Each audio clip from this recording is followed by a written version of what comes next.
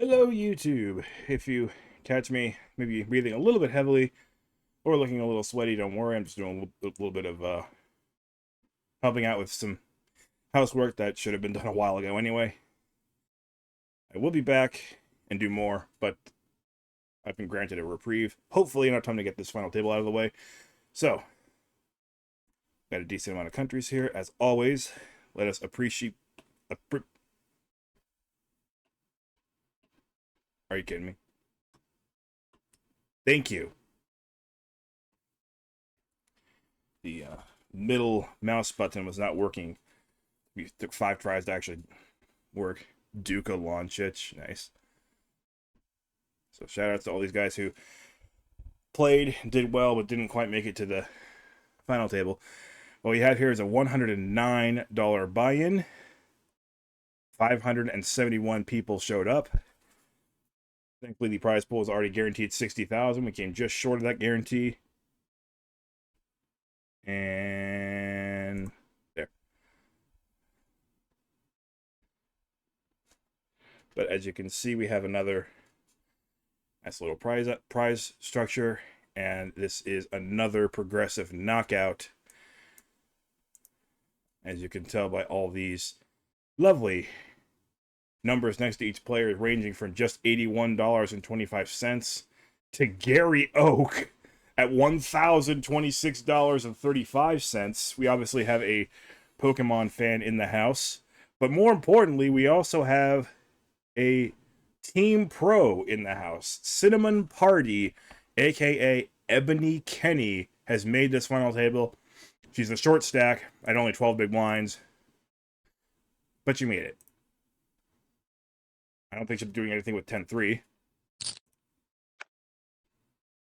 But she is here, and if she doubles up twice, she's going to be a huge factor.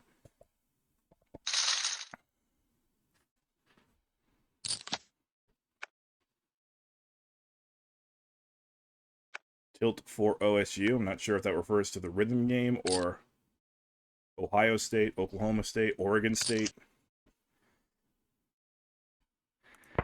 That is an ugly flop for both hands. Bomgias. We'll go ahead and bet, and understandably, the underpair to the board will fold. There is a short stack after all, so ICM certainly is on the minds of people like Jimmy Bean. Here for Nick from Ukraine. Gary Oak with absolutely nothing and not much to fight for. When you've got 19 million, you can let a 640k pot go, and he seems to understand that. Bomgias raising. Tilt for OSU should call here, and we get another nothing flop. Bomgias doing what he does best and c-betting.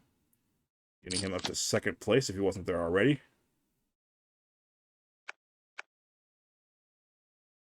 Gary Oak. Just over a min raise. Lines just went up. This was a 12-minute blind tournament before late reg, and then after late reg was 10 minutes. Uh-oh, Queens versus Aces. Jimmy Bean, I am sorry to see that. Could always suck out, though. I didn't see any Queens fold, so maybe. Hearts are working for Jimmy Bean as well. 8.23 million out there. Whoever wins this pot is in second place behind Gary Oak. Uh-oh. Jack works as well for Jimmy Bean. Gary Oak has a massive, massive chip lead, so I don't think he's going to be scared by this. Jack on the river. Jimmy Bean pulls the upset.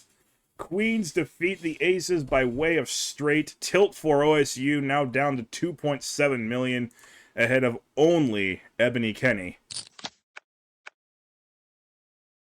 And now it's his turn for Pocket Queens. How cruel is that?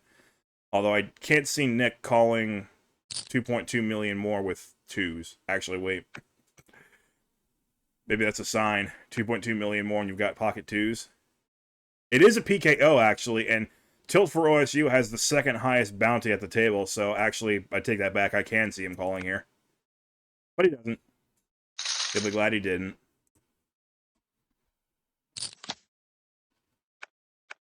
Queen Jack offsuit. Discipline fold there. Ace Jack with the raise. Floberg. And tough decision now for Kenny, who does decide to rip it in with the King 10. Knows she's getting called, but figures that the odds are okay. And another shove for Strunk Call 701. Cinnamon Party probably thinks she's dead meat, but amazingly, she's actually in a flip now. And if Floberg folds, which he probably should at this point, he would have had her in worse shape than the eights. So this worked out beautifully for Ebony Kenny.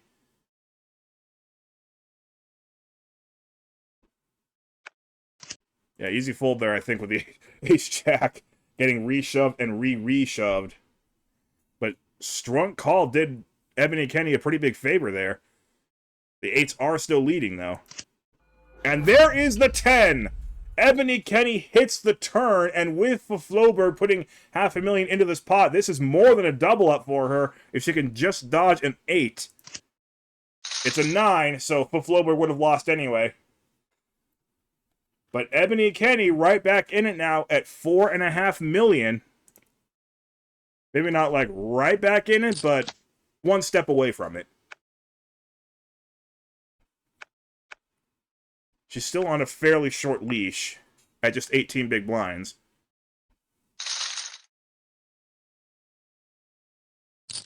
But just a little more, and she's going to make this really interesting. Ace-Queen against Queens. I don't see any way for this to go anywhere other than all in. Tilt for OSC just having a nightmare final table. And this would be for all of it if he's not careful. He might just call. No, he does shove, understandably so. And gets no help at all from that flop. Floberg, with not even 2 big blinds behind, certainly does not want to see any aces. That's not an ace. Nor is that for tilt for OSU. Amazingly, out in 8th place, despite starting this final table with so much promise. And Floberg picks up more from that bounty than he did by laddering up. Wait. Yeah, I did.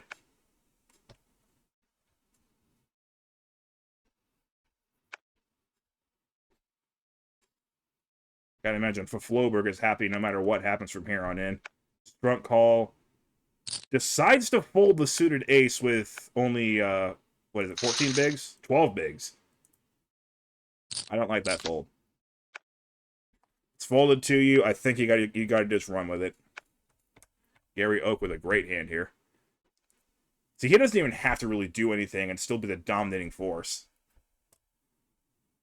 He obviously had a fantastic tournament up to this point, having over $1,000 in bounties. Nobody else had even... I mean, the closest was Tilt for OSU at about 40% of that. So he's just being like cartoonishly curb stomping everybody else in his wake. Nick with a little more chips, doesn't have to shove here, but yeah, I do like the raise. Unfortunately, Bomgias has kings.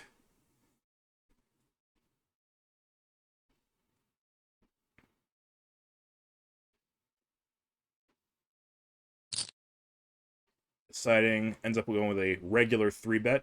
I like that. That's a pretty good sizing, actually. It's not super obvious that he's got a huge hand, but it's also not too big that it would scare off a hand like that. Wow, and it works, unfortunately. It worked a little too well. The ace pops out on the flop for Nick, and Bomgias now stuck with a tough spot here with the pocket kings, but knows that if he can call a 3-bet, aces are all over his range, and he does just check. Nick, though, with all his stacks very much up for grabs here, does decide to just check because he has the middle kicker. 10 of diamonds, not really what Nick wanted to see because he was obviously hoping for a spade. Bomgias still unwilling to press the issue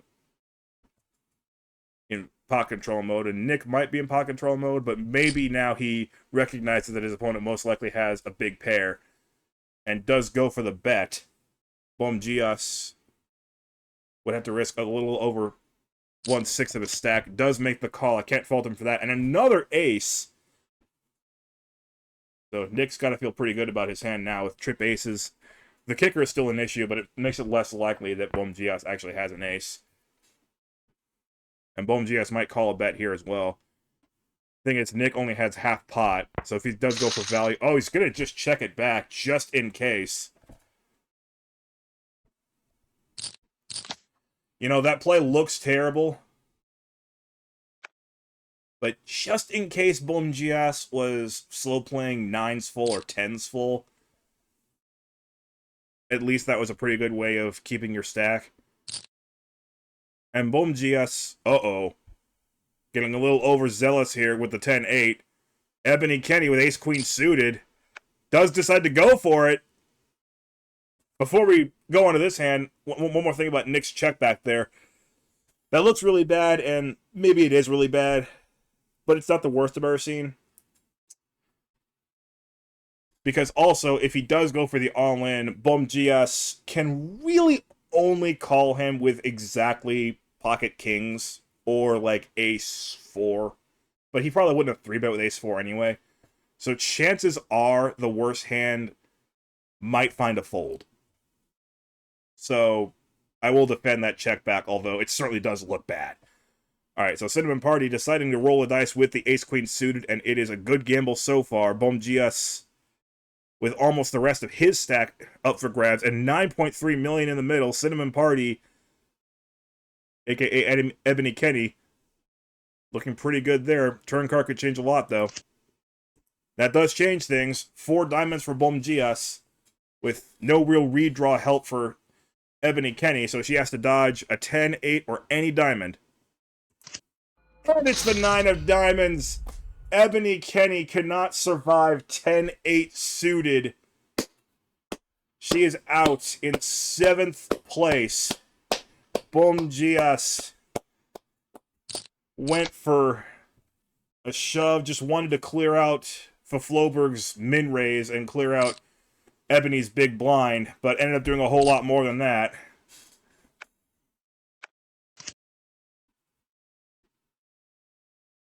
Man. I've also commentated the final table that saw Chris Moorman come in as a short stack, and he finished 8th. So Ebony Kenny at least did one better than that as far as the team pros. But Floberg with a very nice flop here. The pair of aces and the 10 of clubs as well. And the 10 of clubs is no longer any good to him. Nick suddenly can win with a jack or any diamond. Obviously a call there from the pair of aces. Nick airballs the river card. Had to love that turn. Can't win unless he bets it, but does he want to risk it? No, he doesn't. Floberg now with a free pass to a 5.4 million pot. He wants a little more. He's not going to get it, though. It's still a nice hand for Floberg. Even though it more or less played itself, he's got to feel pretty good about it. That was a very clean run out for him. And I like that he was playing pot control. The pot was already getting kind of big. And he only had one pair. Yeah, I'm always okay with playing carefully and treading lightly when you only have one pair. Gary Oak takes that pot up to 20 million chips. This hand should be short. Yep. BRB. Alright. Good thing I can just pause any recording. It looks like we're actually in for a pretty long one here, even without Ebony Kenny at the table. Oh, all in from the very tight Strunk Call 701. I think we only seen him play one hand, and it was pocket eights. He's just going with pocket eights again, and miraculously, actually still has a non-zero amount of fold equity.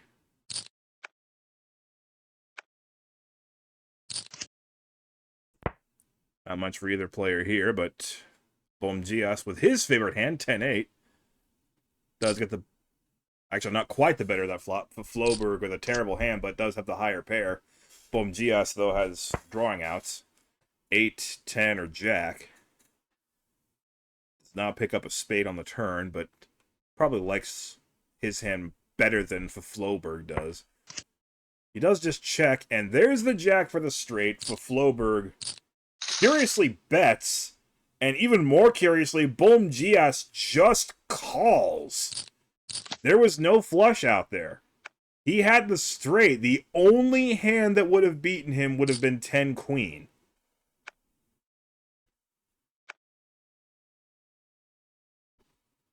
Or 10 king, actually. Sorry. Yeah.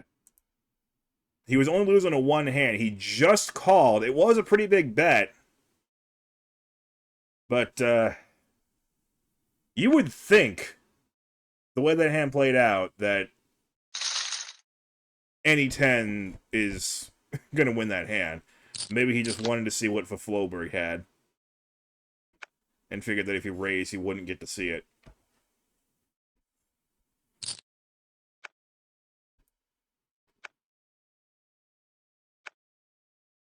Drunk call with just an ugly spot here, being forced to put in another 300,000. The blinds just went up. He only has queen 8 offsuit. Now he's got a pair.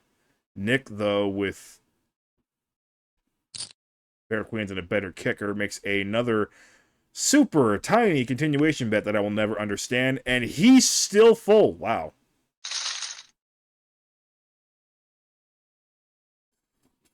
Now, he was right.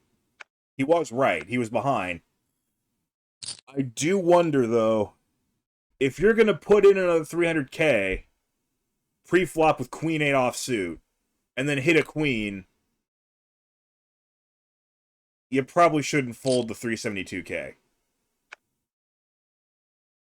To a bet that small, I think you got to see another card. Whoa! With Floberg feeling it, King 8 offsuit decides to 4-bet shove to Bom Gias, and he guesses correctly. He has, to be fair, seen Bom Gias 3-bet him with nothing before.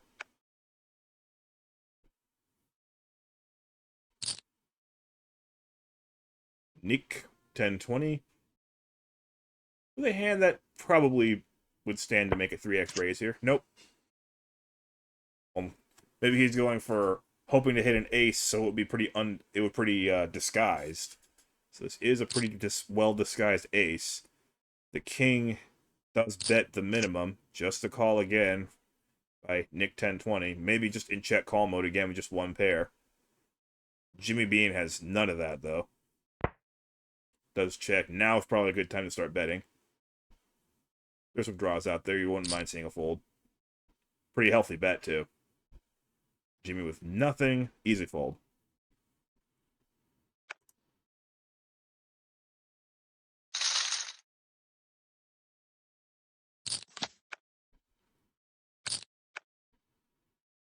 Bom Gias with a totally reasonable raise. Gary Oak with a much better hand, though. Makes the re-raise to 2.25 million. Gary, I don't know if you noticed, but nobody else can really afford to bet that much. It's a pretty big 3-bet. But it was not without reason. Gary Oak, Queen 9. Floberg, Queen Ace. And very similar hand, except this time Gary Oak led with a 3.3x raise because he was small blind, big blind, and that's why I can't play small blind, big blind. Boop.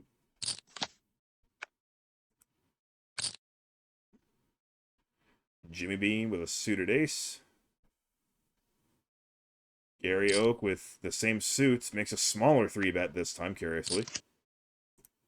And this is the moment the rest of the table was waiting for. This is a chance for Gary Oak to come back to earth.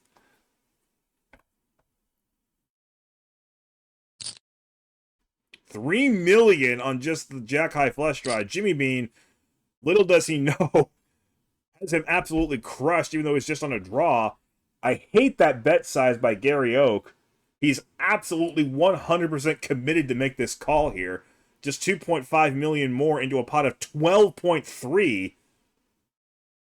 The pot odds say you got to go for it, but the real odds are terrible, and they do indeed both hit their flush. Jimmy Bean with the nuts. Gary Oak? Boy, what a hand this would be. If the 8 of diamonds comes out, it's a straight flush. That would be beyond stupid, though. Okay, good. Gary Oak loses a massive pot. Jimmy Bean, in one fell swoop, takes over the lead. Everybody now has a pretty good chance here, except for Strunk Call, who is probably all in on this hand. Most likely with Nick 1020. Maybe Bum GS will try another 3-bet here. He does seem to like to do that.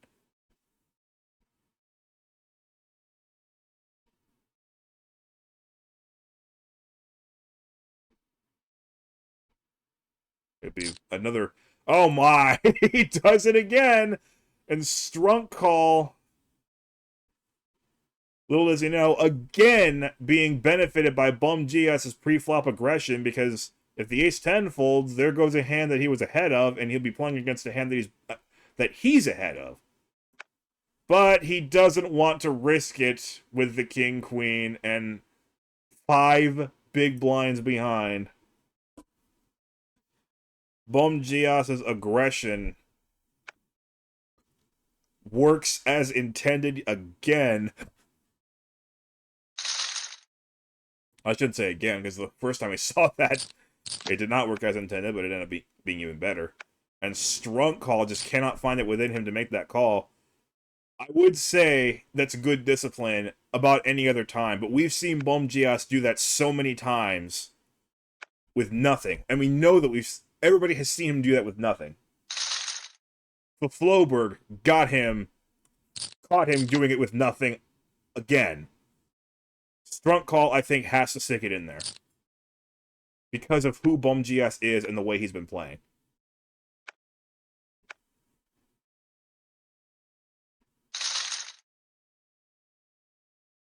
If he's observant at all, he knows Bum GS is capable of doing that with nothing.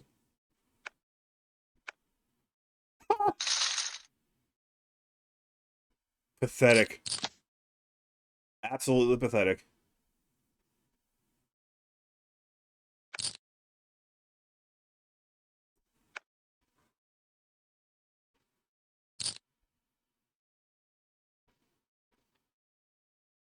What would he even stand to gain from a deal? He's got like 2% of the chips in play right now.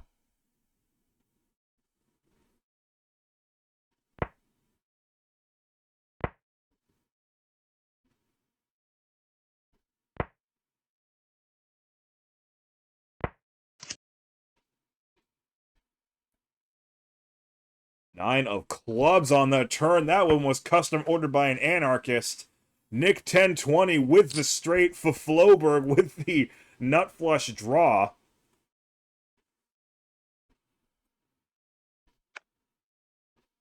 Gary Oak with not much reason to stick around. Nick just with the call. And brick on the river for Floberg. Cannot win unless he bets it. Of course, he bets it. He's getting called. And he does check. Nick with a free avenue to go for value. He's not going to get it. We did see him check back trips earlier, but he's got better than trips now. Oh my god, he checked back again. Nick. Nick. Bro. You're not going to win many big pots playing like that, man. We can see he wasn't going to get paid off there anyway, but how do you check back a straight?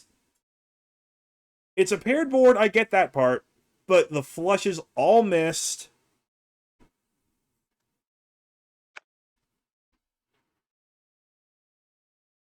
If he's got a jack anything, he's going to play. If he's got a hand even like ace-10, he's probably going to call a reasonable bet. There are a lot of hands you can get value from. A lot of hands.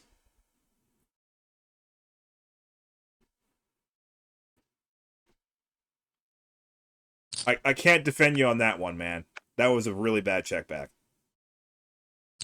I defended you early. Oh my goodness. Jimmy Bean, not even hesitating for a second, just insta-shoving with ace-jack suited there. That is awfully brave against Gary Oak, the former chip leader.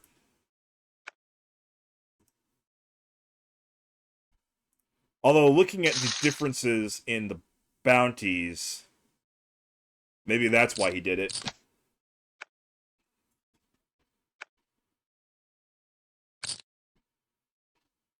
Again, not really sure which pronoun to go for Jimmy Bean, considering it's a man username and a girl avatar. I defer to the username.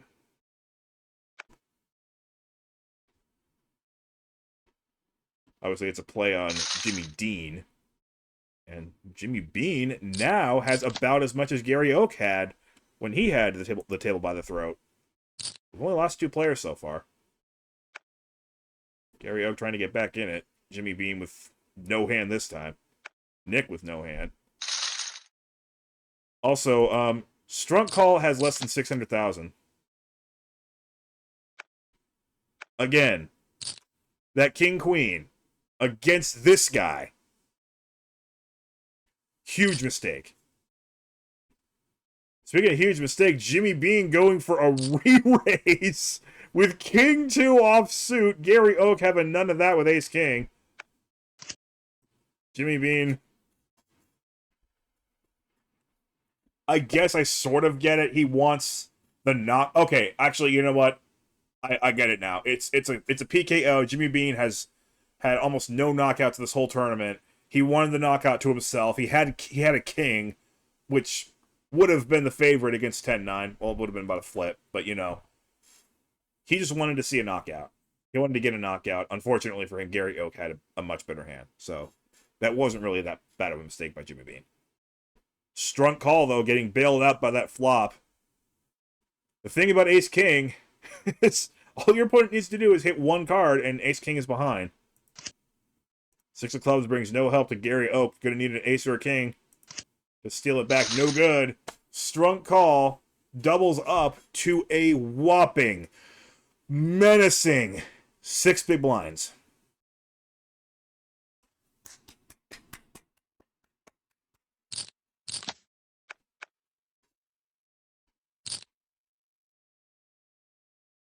Nick 1020, his turn with Ace King. See a lot of Ace Kings on ACR, and he is just going for the jam right off the bat.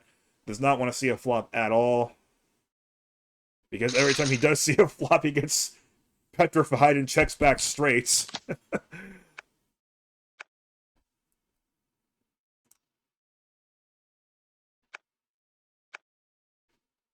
GS starts to walk.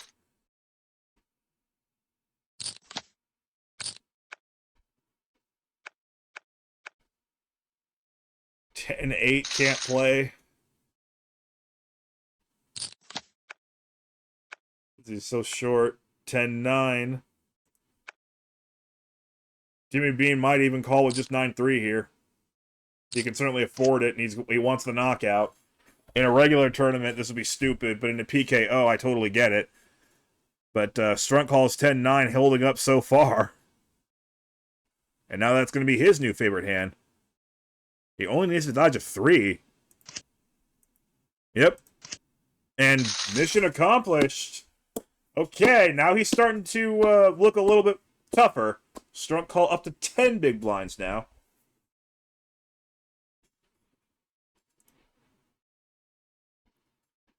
He still needs 1 more to truly be back in it, though. Floberg has a pair. Nick has a suited ace. Oh my goodness! The 7 of clubs isn't there, so it's not quite as chaotic as it could get, as it could possibly get, but it's up there.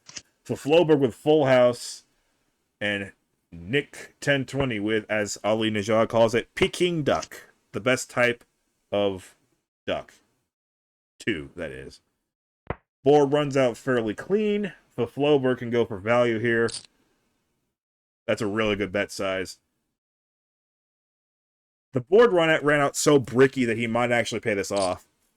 Oh my goodness, I wasn't expecting that. I wouldn't blame Floberg for just calling here. Now he's going to go for the all-in. He's got the bottom full house.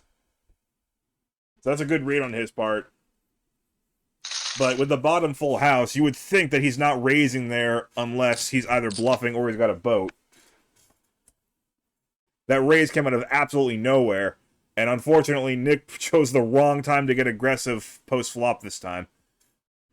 Maybe that informs his earlier decisions. Maybe every time he muscles up, he gets bounced out.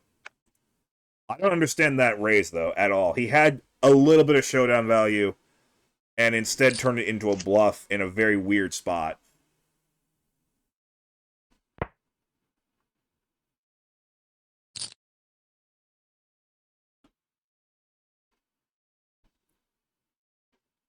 It is for Floberg that he's been up against for most of these hands. So actually, I'm thinking about it a little bit more. Every time he's checked back against Floberg, he's shown absolutely nothing. Maybe that's what he was going for there. That he keeps missing the flop, and maybe he's missing the flop this time as well.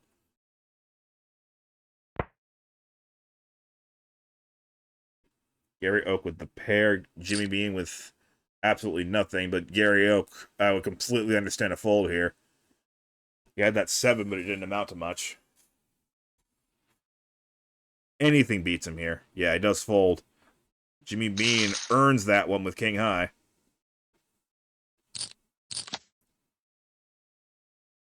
I see a lot of bad hands here.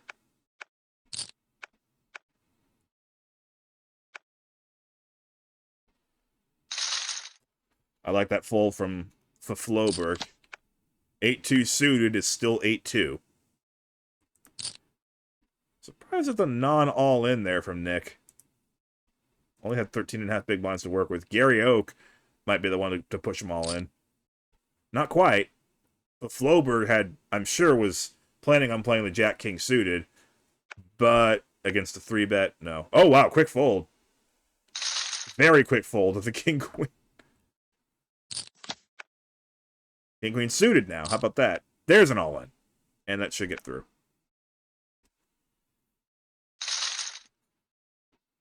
Good fold, though, earlier by Nick. Couple 8s. Gary Oak. Jimmy Bean with certainly enough to call. And an ugly flop for both players. Gary with the continuation bet. I would assume that should get it done.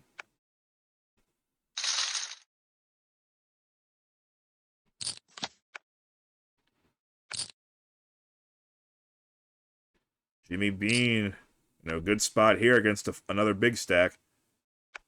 The Floberg actually gets a fold. Very nice fold there. For me, Queen Jack suited is too pretty to fold, but he makes a very good decision there. Finally, another all-in. Queen Jack gets rid of it if he'd only seen the cards. Oh my goodness. How lucky is Strunk Call 701? The 10 comes through for Strunk Call. The cards are all black. Gary can only really win with an ace now. And Strunk Call all of a sudden up to $5.5 million if it holds. No help for Gary Oak. Needs the ace. Does not get it. Strunk Call. $5.5 million after being down to just the $0.5 million. A tremendous comeback in the works here. Amazingly, we're still 6-handed. We haven't lost anybody since he was down that low.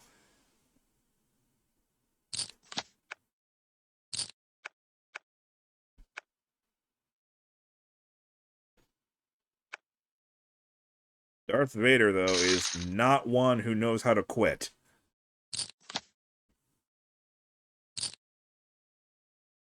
Another aggravated decision there for Nick, but does make the right decision and folds. Jimmy Bean now facing a 3-bet with kings. Jimmy's got ace-jack. For Floberg, running into some good hands here. This should be a very easy just call. Wow! Makes the fold somehow. Just knew that Floberg wasn't messing around. I don't think ICM was part of that consideration. Strunk Call's got chips now. He just had a gut feeling that ace-jack was no good there. Haven't heard from Bum Gias in a while. Does decide to shove with Queen-Jack as the blinds go up.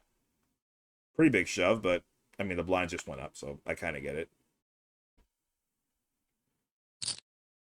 Regular raise this time. Nick should call. Boy, it's raining, it's pouring, isn't it? Terrible flop for Nick. Bum Gias.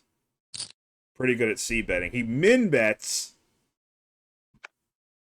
But it still gets the job done because he's up against such a short stack.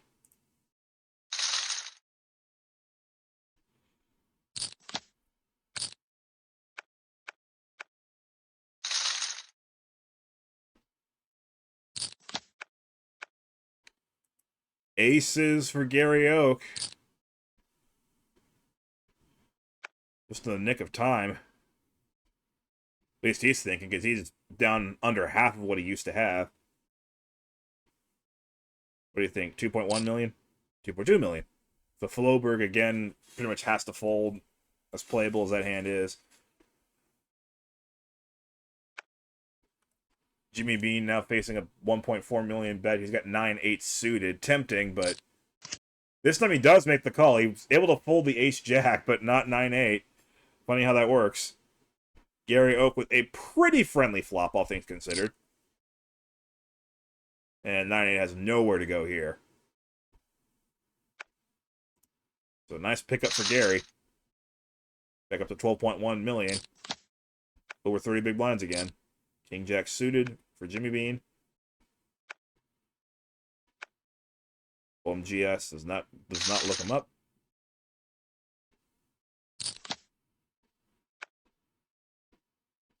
Ace-5 for Gary Oak. Raise. Wow! For Floberg says no to ace-10. On the button. In position against the guy he's got covered now. Strunk call. Uh-oh! Strunk call hits the straight. This guy is just winning every hand he plays all of a sudden. He's not playing a lot, which is good news for the rest of these guys, but he might start playing a lot now. And Gary, to his credit, does slow down a bit. And a very small bet by Strunk call. Unfortunately, Gary just didn't have anything. Strunk call really a factor now at 6.3 million. Nick's got to go with King Queen here, I would think. Jimmy Bean's got enough to call. Let's flip. It's not a true coin flip or anything, but oh, okay, now it's definitely not a coin flip. Clubs for Jimmy Bean. Nick is down to just 5 outs. The Queen of Clubs is no good. 10. Okay, he's got a few more outs now. Jack, that's not a club. Queen, that's not a club, or King. So, 9 outs. That's not one of them. We finally have another knockout. Nick 1020 from Ukraine out in 6th place. Congratulations. He did soft play a couple of hands that may have contributed to his undoing, but overall pretty well played.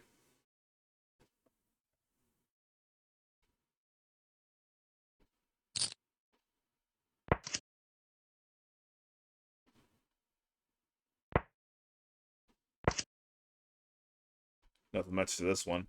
Well, 4 on the river gives Jimmy a straight. Gary with a pair. Neither player is all that wild about this. They check it down the whole way.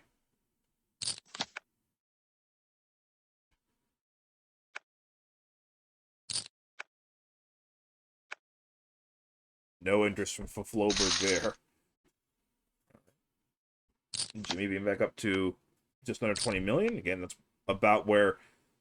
Is that the ceiling? Is that why we can't knock out anybody in a while? Oh, shoot! We know Bum GS can do that with a bad hand. He's only got a couple of 2s. If Jimmy Bean knew that, he'd probably take the gamble, but doesn't want to do it here. Bum GS just with a little bit too much to be willing to risk there. I can't completely disagree with that fold. Bum GS doing what he knows how to do, though. That's 3-bet light.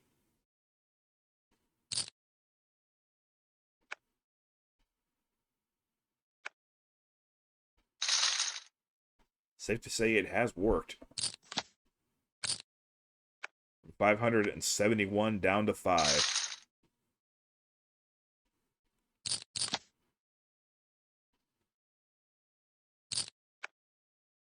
Min raised this time. He is opening after all. And for Floberg again, no interest of 8-3.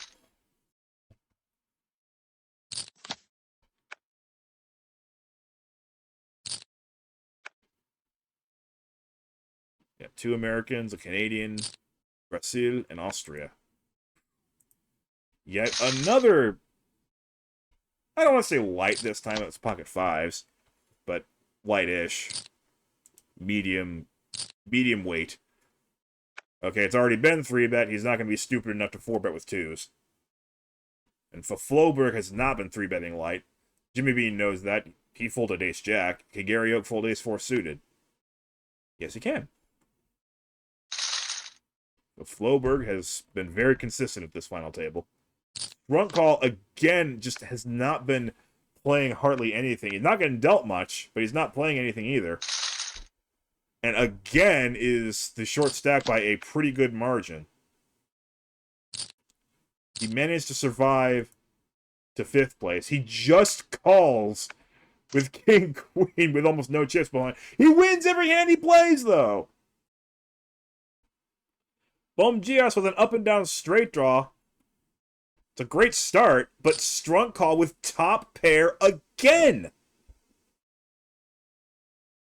Bum Gias with another extremely small c-bet that I love so very, very much.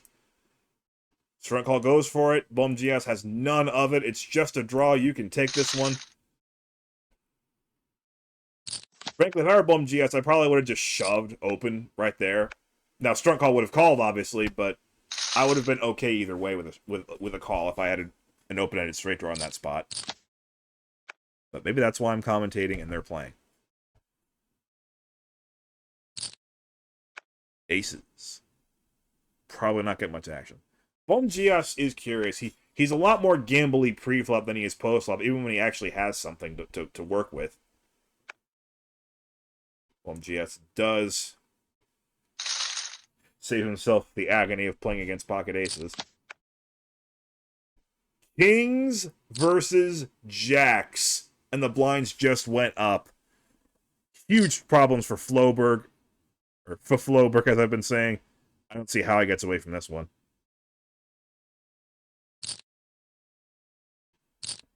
Yeah, he can't do it. And even if he had managed to just call, the chips probably would have been all in on that flop. Nothing in there to scare either player. For Floberg, out of options, just has to hit a jack. No good. For Floberg suffers the cooler. Gary Oak back to 19.4 million where he started this final table. Now level with Jimmy Bean. This has to end at some point. Somebody's going to have more than 20 million by the end of this, but so far that has been the ceiling. But Floberg with some immediate revenge opportunity here. I totally get the call there. Oh, and a 2 on the flop for Gary Oak. For Floberg being dealt a crippling blow by the Lon McCarron Memorial hand. And now the final blow. That just sucks. He wasn't left with enough chips to be able to protect his hand. Gary Oak absolutely did not make a wrong move there by calling that all in. Just hit the flop. For Floberg just swept out of here just like that. How does he fold King Jack or Queen Jack there? Strong call. You win every hand you play. Oh, not this one though. Bum Gias certainly with the better of it here. I have no idea how Strong Call is not dead yet. He has survived into 4th place. This is quite the achievement. He still has the evil green circle, though, so I'm hoping he gets knocked out really, really soon. I know nothing about him personally. He might be a very good guy. But he wants to do a deal, so I want him to fail. So we're going to fail. Look at that flop. Okay, Gary back in charge.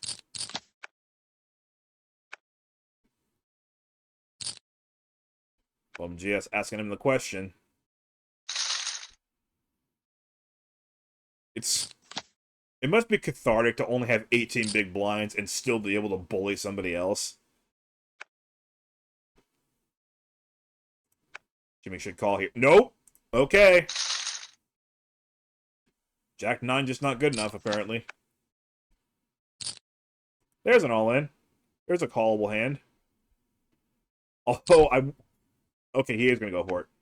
I would not have been shocked to see a folded just because Strunt Call has barely played any hands all night long. He's clearly, and by a massive margin, the tightest player at the table.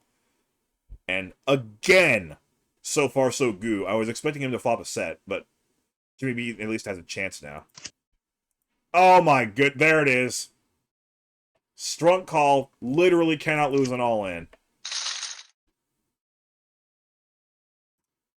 That is all we've ever seen from him, except for, like, limp calling when the blinds make a min raise. And now he's actually got 10 million. Every time he's all in, he wins.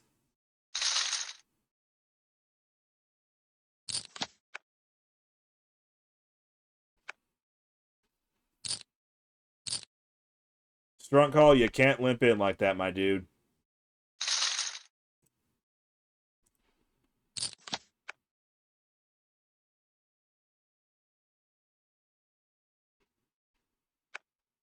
Who couldn't see that fold coming? Back to doing what he does best. It's the strategy that's been working all day. Fold, fold, fold, fold, fold, fold, fold, all in, miracle card, double up. He hasn't really been playing poker all night, and it's been working.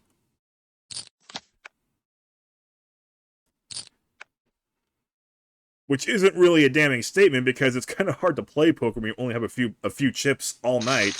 But he's managed to get here somehow. I'm not faulting him for being lucky. He has to be lucky from where he was to have any hope whatsoever. Whoa, Bum Gias doing it again with a weak hand. And again getting what he wants. To be fair, he has been quieter lately. And it's hard to be quiet on a four-handed table now. Folds an ace. Wow. While just trying to devise a plan to get rid of this Strunt Call guy. Nothing has worked so far. Nothing reasonable has happened yet.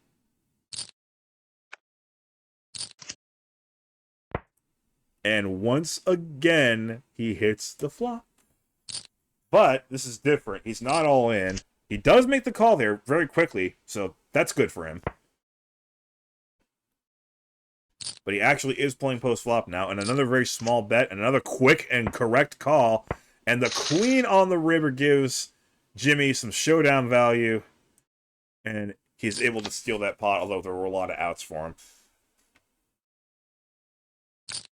Jimmy with the good move there by slowing down and checking back once he had showdown value.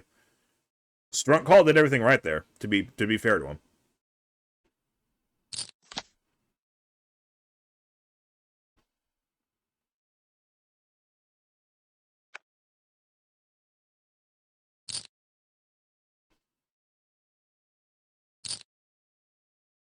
Gary with a big raise. 4x with 6-4 against King 10. My two favorite hands of my past. But Gary's just a little too scary. I did not mean for that to rhyme. It just flew out of my mouth without thinking. I've got Asperger's syndrome, I'm sorry. Things flew out of my mouth without thinking a lot. Who couldn't see that all in coming? This time it's suited. But Bum GS is doing what he knows how to do to stay in this. Again, it's worked. You can't really hate him too much. Okay, battle of the straight draws. Who's gonna hit, if anyone? Probably gonna come like Queen Jack. 9. Oh! Of diamonds. Gary Oak can win with a 5, a 10, or a diamond. Jimmy can win with a 3 or an 8. That's not a diamond.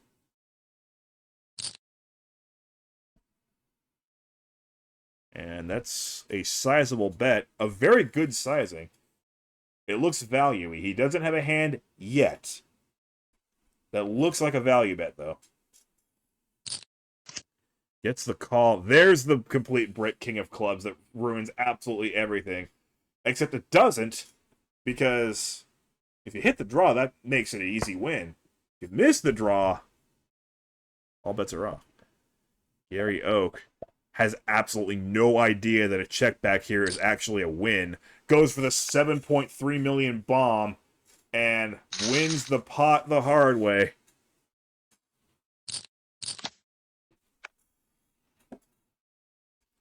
No all-in this time with ace-4.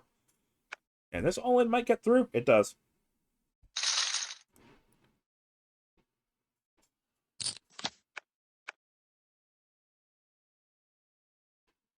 How in the world is Strunk Call still at this table?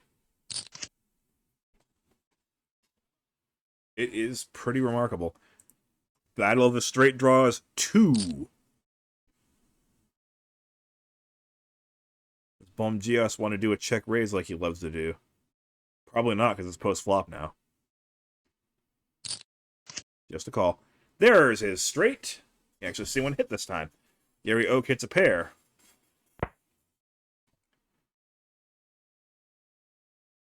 And even a 6 won't help him. Bum GS would still have the higher straight.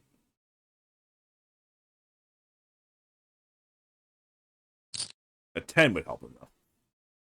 It would chop it. Bum GS with a pretty good size in there, I'd say. Gary might stick around. He's got enough chips, that's for sure. And he does stick around.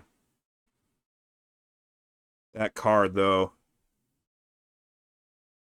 should keep him away. Actually, Bum GS doesn't like it either. He had the nuts, now he doesn't have the nuts anymore. Not the worst card ever. The 9 of diamonds would probably be the worst card. He does go for the shove. You know, unlike our Ukrainian friend from earlier. But not gonna get a call this time. Still a big pickup for Bum GS.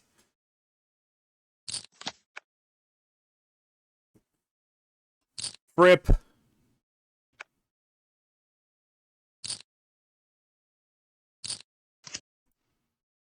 No set.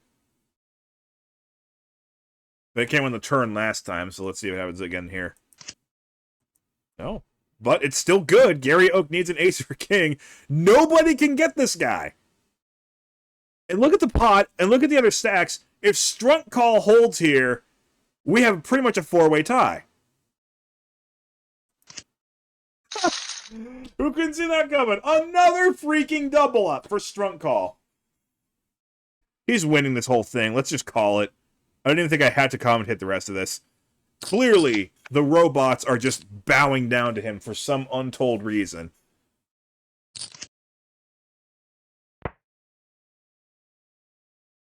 Bum GS. Oh, actually, let's slow this one down. Bum GS with top pair. Jimmy Beam with a decent straight draw. Bum GS with 2 pair. Jimmy can only win with a straight now. The robots bow down to Strunk Call 701. He's about to win $5,150 plus the bounty. Just a call from Bum GS. Doesn't want to go too crazy. I imagine with 3 clubs down the board, he'll just call this bet too, whatever it is. Oh, he doesn't bet at all. Does Bum GS want to go for value? He's got a club that may help him. There are a few worse hands that pay him up. Big bet there. Jimmy may have paid off a bet, but probably not that big. That's for over a third of his stack. Maybe the idea, though, was to look bluffy. And he is thinking about it. Finally, I just realized, finally, we have a final table where they're not wasting their time bank. This actually is something to think about.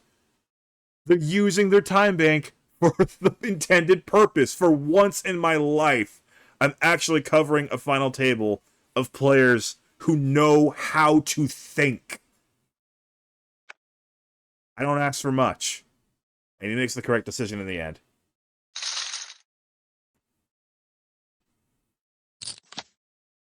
Like, that's the bar you set when you waste a whole bunch of your time bank on no decision. It means you don't know how to think. These guys do. To that, I do salute them. Even Strunt Call, who has that evil green circle, and the robots are just bowing down to him. I do salute him, at least for that. When he makes up his mind, it's very quick.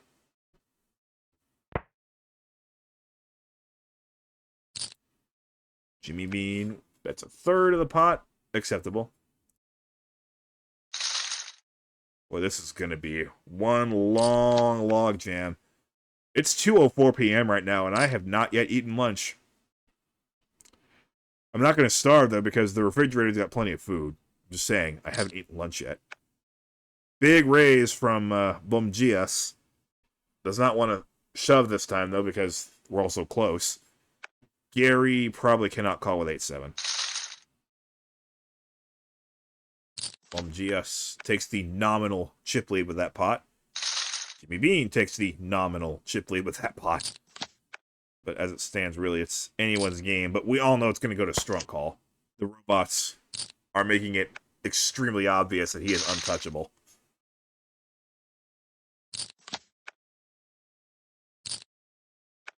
I would have thought that he would play the 9-8, though, with having an actual stack to work with. He's still very tight four-handed, which usually is a recipe for failure. I think you got a call there with Jack 8 as well, especially against Bomgias.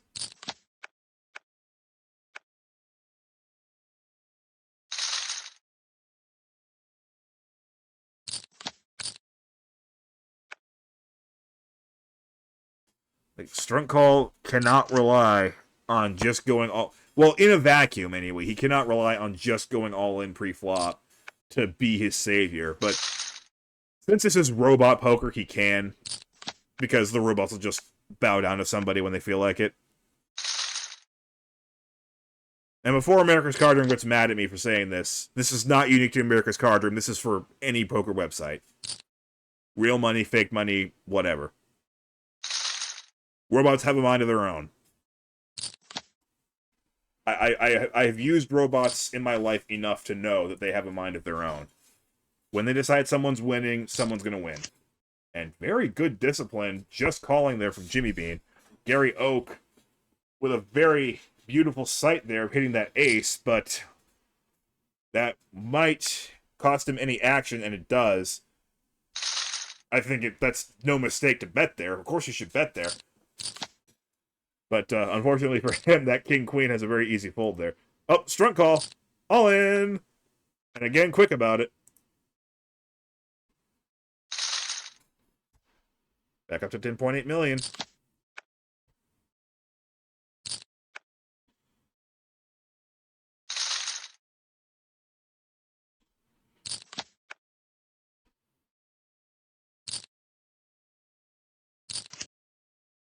Oh, he does call this time. 9-7 of spades. Oh. All right, what do you think, guys? Is he just going to win with a 9, or is it going to get really creative here? Holy crap. Bomgias has just completely neglected all common sense and gone all in for effectively almost 3 times the pot. Strunt Call's not even going to see the next card. You know what, Bomgias? I think he's hip. I think he understands what's going on with the robots. He's like, you know what? I've got a pair. If he doesn't have a pair, I don't want him to see the turn card. Because he always wins.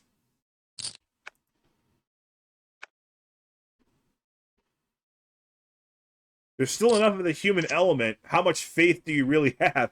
And, you know, anybody calls there with 9-7, they're going to get ripped to shreds by any observers. So, yeah. In a vacuum, I would say that's a terrible shove by Bomgias. But for this, in a robot poker game, yeah. He's delaying the inevitable very well. I was never accused of professionalism. I'm writing this robots having a mind of their own thing the whole way through. Unless somehow he loses. If he does lose, it's because the robots are so impressed that Bum GS figured them out like that they're going to let him win instead.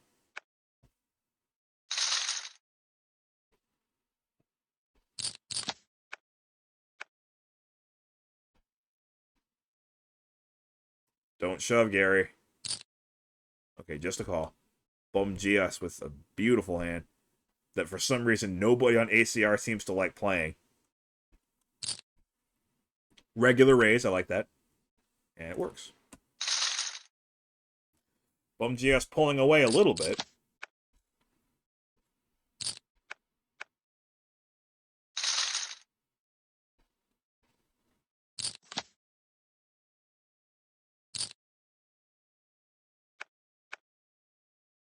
Nine king suited. Okay.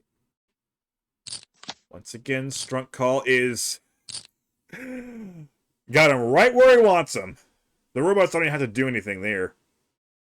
Aces against ace 4. Bum GS looking at a lose-lose situation here. You don't want to fold an ace in a PKO. But... oh, he does call him one of the most hopeless situations imaginable. Chop. King and a king only for a chop. And of course it's not going to happen. The robots have decreed Strunk Call is the champion.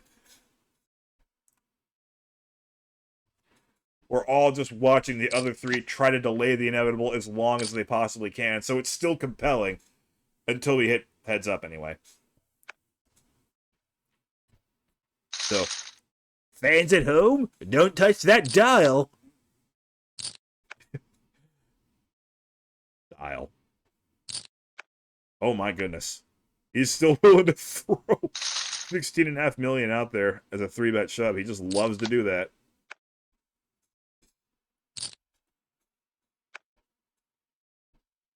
I feel like I've still heard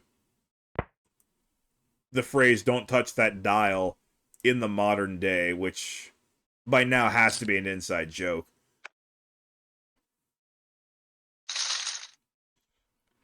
I even remember when I'm almost 28, and TVs have had remotes ever since I was ever alive. Even my mother's even my mother's really crappy little CRT that I first learned how to video game on, which for some reason had WGN on it, even though we were in San Diego, but she would watch the Cubs every day during baseball season. Even that TV had a remote. Now, some TVs around that time still had dials. They still had little, or not even dials. They had buttons to press on the TV itself, channel up, channel down, volume up, volume down, in case the remote crapped out. But the remotes usually worked fine. But it did have those buttons, in case. But modern TVs don't even do that. Anyway, what do you think's gonna happen this time, guys? Ace would be the obvious one. Spades could work. I'm gonna go with Queen, Queen 7 flop.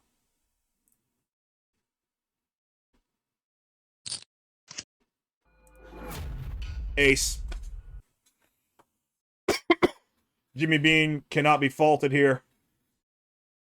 But it's Strunk Call's day. We all know that. Oh, and a spade. So only the king of diamonds would have worked, but we know that's not going to happen. See, I'm not even surprised. I'm just right. I'm just right. That's all there is to it. And no, I have not looked up and spoiled... Sorry. Who comes in what position here? Don't understand that call. By Bum GS.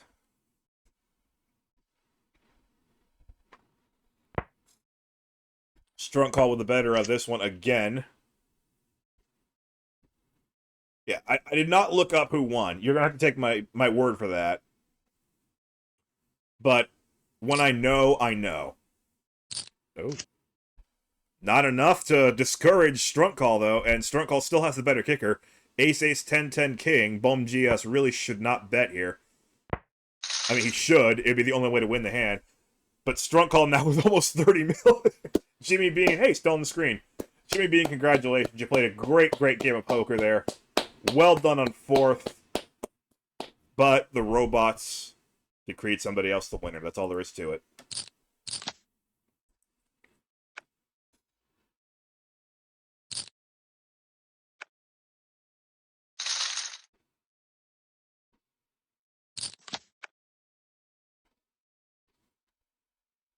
Up to Gary Oak and Bom Gias. You're both playing for second. I think Bom Gias knows that already, based on the way he played that one hand. Uh-oh. Gary Oak, you're in big trouble here. Now, Strunk Call's not all in anymore, so he could lose this one, theoretically. And he's also got pocket nines. Even Strunk Call cannot win with pocket nines. Look at that flop. The robots have their limits. The robots have their own suspension of disbelief about this. They're not going to let him win with pocket nines. Pocket nines are that bad, folks. Even when the robots are handing you the win on a silver platter, pocket nines still lose.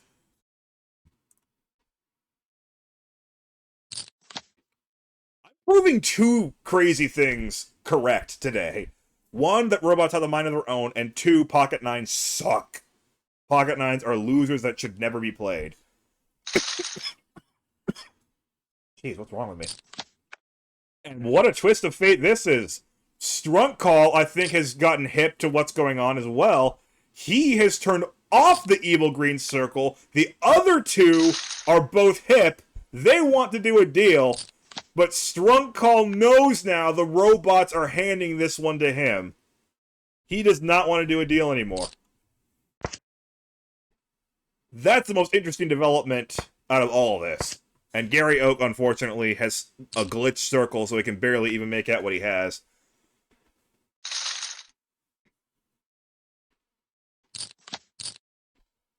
He's got 10-2 offsuit. Okay. Strunk Call, top pair. Bom Gias, 10 of clubs. But we all know that's not going to work for him. Oh, it does. Okay, the robots are making things a little more complicated. They're making him earn it a little bit, but this should be an extremely easy fold for Strunk Call. Okay. Well, the 10 of clubs still plays. And not sure about that bet. Like, that's a bad bet. It really is, because it's oh, there we go, finally. It's too small to make a chop fold. Like, that's what the bet was designed for. Oh, shoot.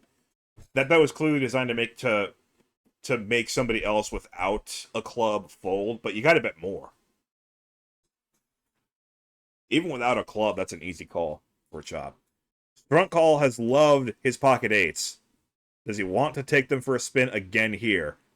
Let's see. He would be all in, so this would be a win. Oh! That's coming on the turn. River. Oh my god, he lost!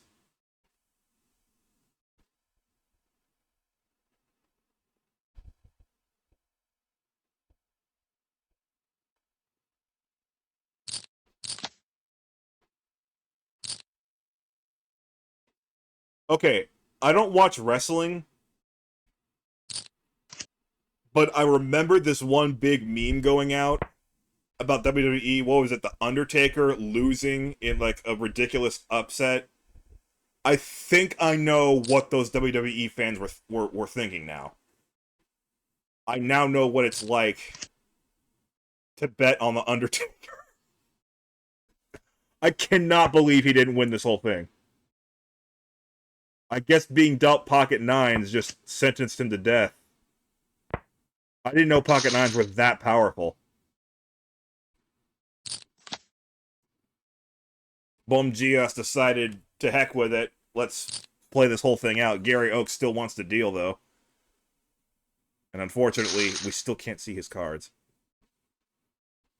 It looked like they fixed the glitch, but then it unfixed itself.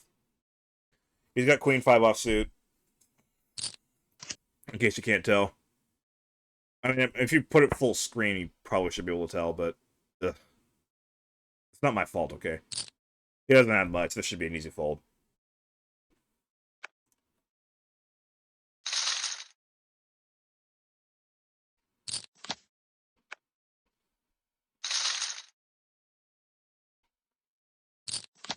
Forgive me, but I'm really getting hungry. I'm going to watch the rest of this on double speed.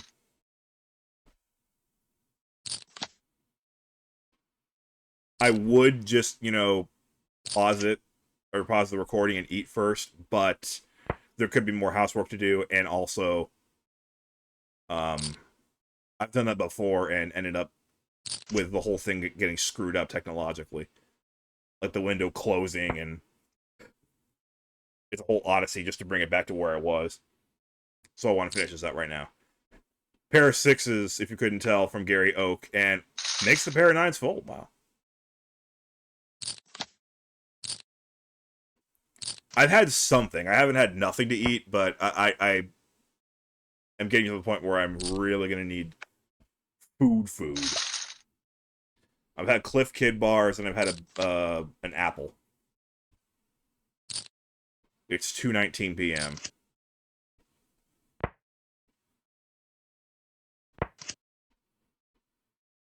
There's meatloaf and pizza in the refrigerator, so I'll have plenty of calories in my system soon.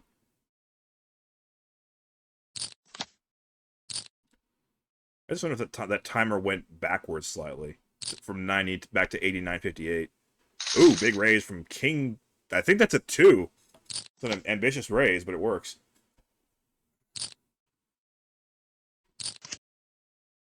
Three eights for Bomgias.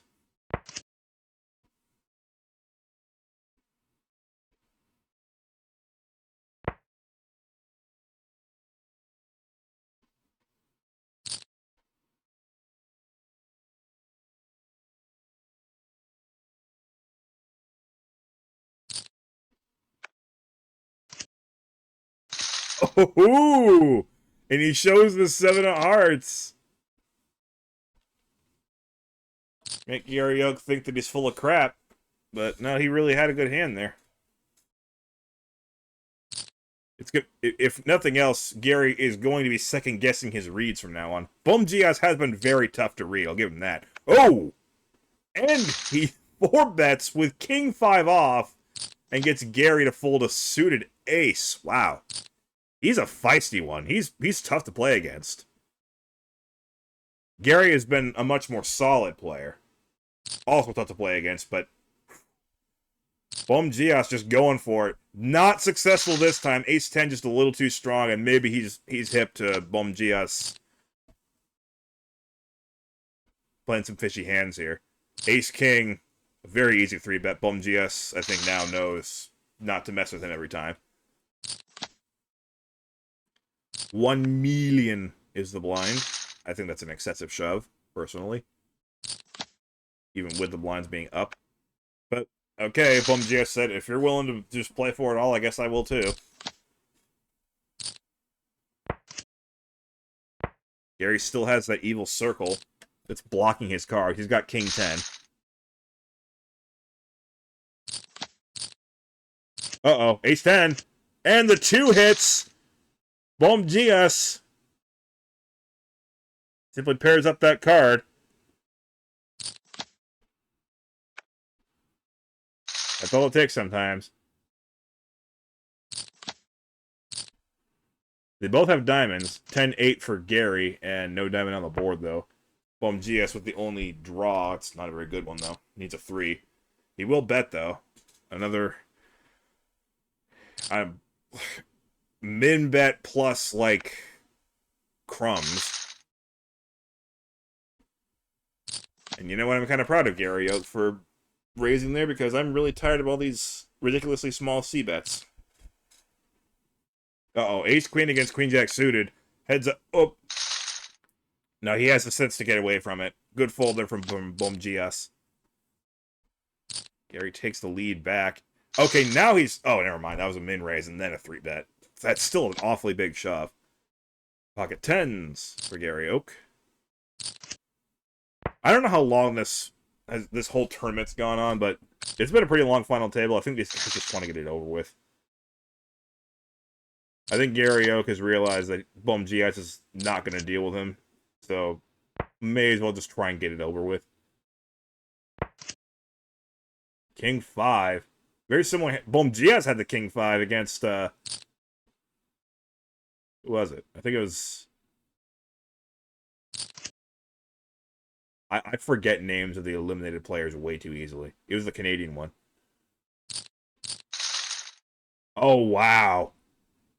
Gary took him to Value Town. The pocket 10's just too strong to fold, and I can't disagree with that exactly. There was only one overcard out there. Gary Oak did not have to necessarily have that. It could easily have been a bluff. Those 10s pretty much beat all of Gary's bluffs. So I can't fault the call there. But that is a devastating hand for Bom Gias, and great betting by Gary Oak. That's Jack 7. You'll probably not call the shove.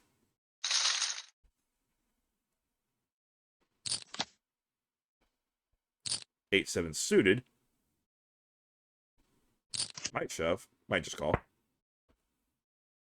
Bom Gias. That's a little bit more than a min bet. Still less than I would see bet, but I make it like 1.85. Nope. Making his way back. Doesn't take that many hands to get back in it. He's already at the point where if he can double up, he'll be pretty much tied.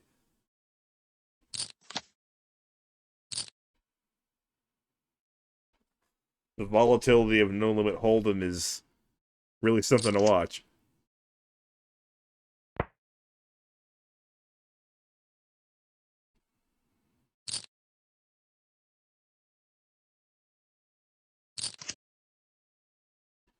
Limit poker is like the hardest thing to make edits for a highlight film.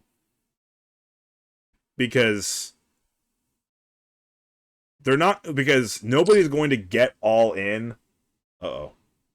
He's going for the bluff here. And it still works even though he paired up. He had king 6, so he paired up on the river. So that was a good bluff. But like, it's so hard to make edits to a limit poker final table because no one's going to get all in unless they're already practically down to the felt.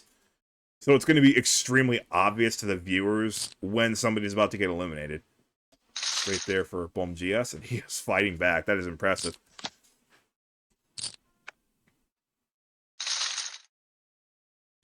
No limit, on the other hand, this could be Bom Gias' tournament in the next 2 hands, you know? Where in limit, that would be impossible.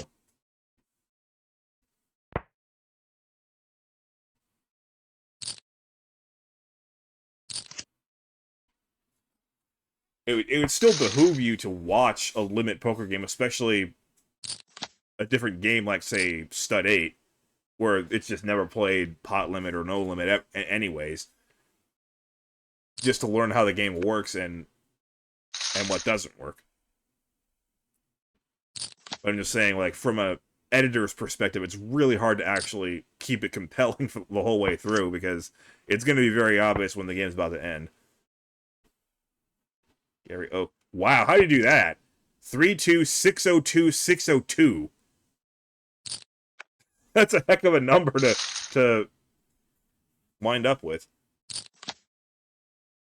Not much really to talk about in that pot. And the blinds just keep on going up. Remember, 12 minutes before late reg, 10 minutes after. When we started the final table, the blinds were 100, 200. Now they are 600, 1200. Well, 601.2, but you get the idea. Queens for Gary Oak. Small pot, though. Queen 6 versus Queen 9 now. Gary, just remove that stupid circle, please.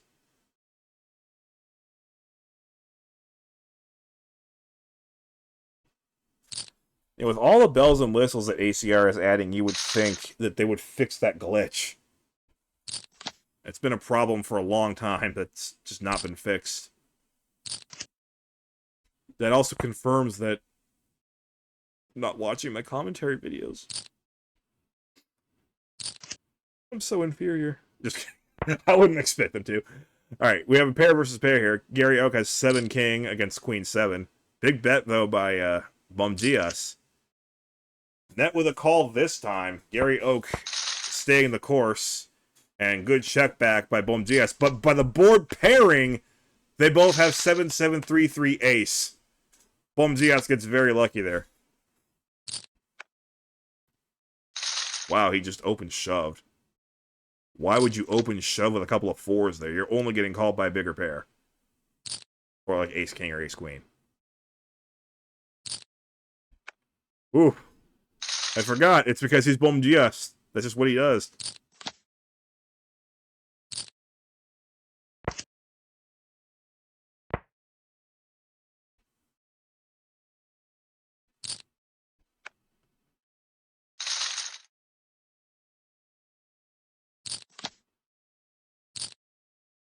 Bom GS did it the hard way.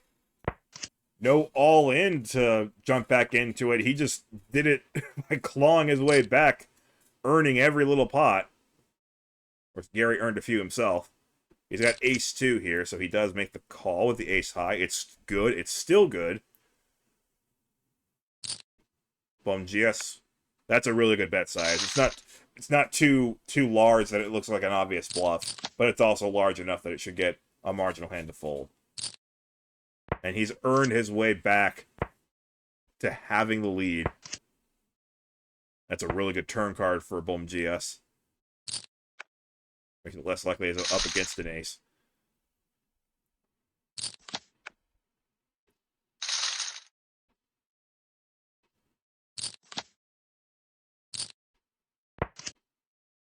Not seeing a whole lot of big pots, are we?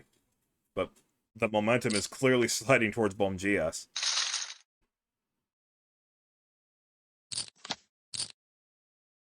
Couple of 7s against ace-jack. Hold on now. There we're going. 7! And a jack, but the 7 gives him trips, and Bom GS is going to have to do that comeback all over again. I got one thing to say to that. Pain pickle. Shoutouts to Olive. And of course, best girl, Yago. Uh-oh, Queen 6 decides to shove Ace King there to greet him. Now he does it the easy way.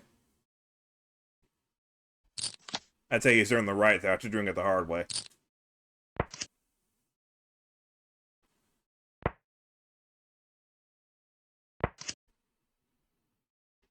Nine 2 for Gary Oak.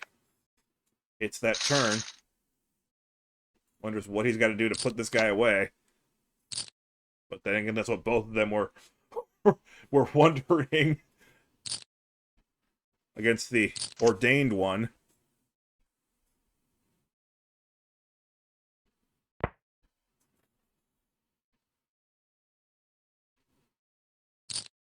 Strunk call.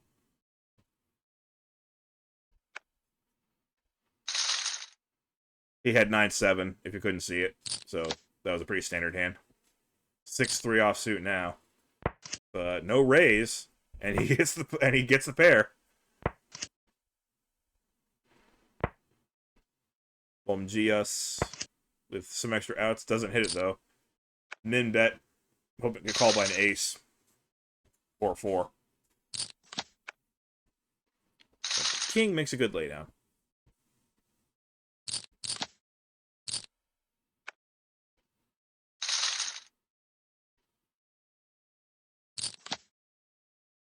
King 10. The blinds are huge. How can you make the blinds any bigger than this? If I'm directing a tournament, I would just have the big blinds stop permanently right about here.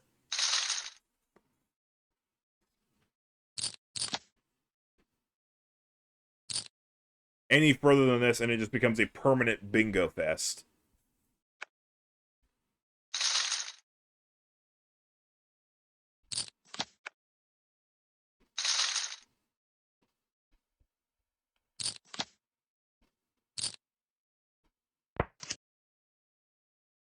Streaked. Bom GS looking at an amazing flop. 10-8 offsuit from Gary Oak. Bets. Bom GS is like, okay. Oh, Actually, he's going to raise. He's going to smooth call. I don't think you should raise their heads up. I think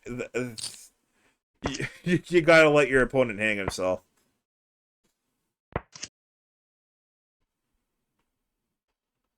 To be fair, though, it is Bom Gias we're talking about here. We've seen him do that with terrible hands. Ooh! Spade draw for Gary Oak, and instead 9 of clubs for 2 pair for Bom Gias. And Gary Oak with no reason to... Oh my goodness!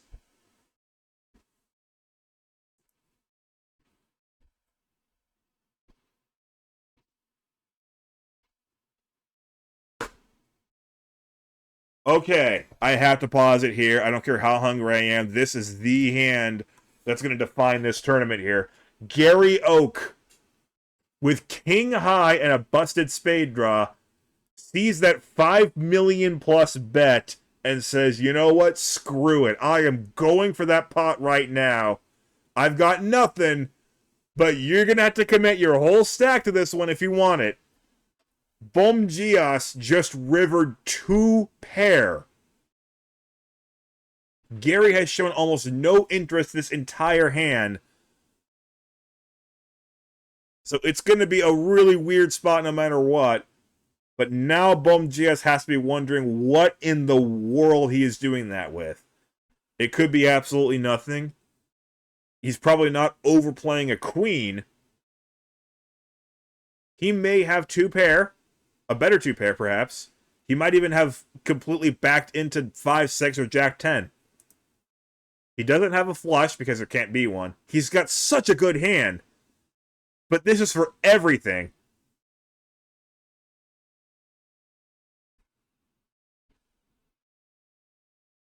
Gary would be left with under 6 million if he calls here. Again, good use of time bank. This is why you don't waste it pre-flop.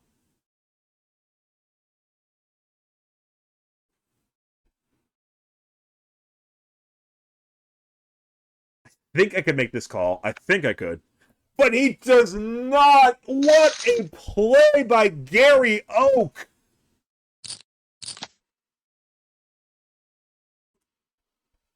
Bom Gias had it right in his hands, but the pressure was just too much. Gary has not been making a lot of plays like that. That's been a Bom Gias signature to make big moves like that. Gary generally has played relatively close to the vest. He finally muscles up, and because of his relative tightness earlier, he's able to get 2 pair to fold that river. Bom Gias, you have my condolences. That might be the difference. Although he should win in this hand at least. Bom Gias is quite the fighter. He's not out of it yet by any means.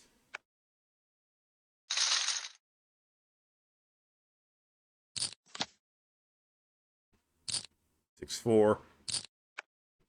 Doesn't want to play for it all, though. I can't blame him for that.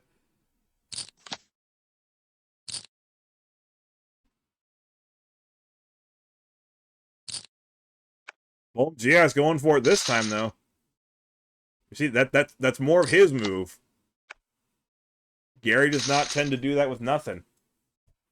But he did that time, and it worked beautifully.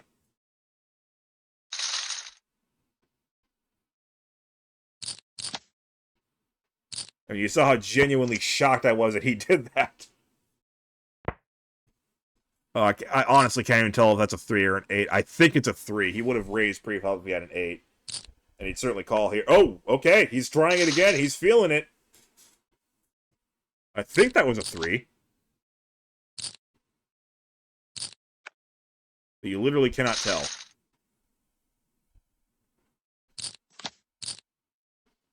I think that's an 8. Oh, here we go. 8. That's it. That was an 8.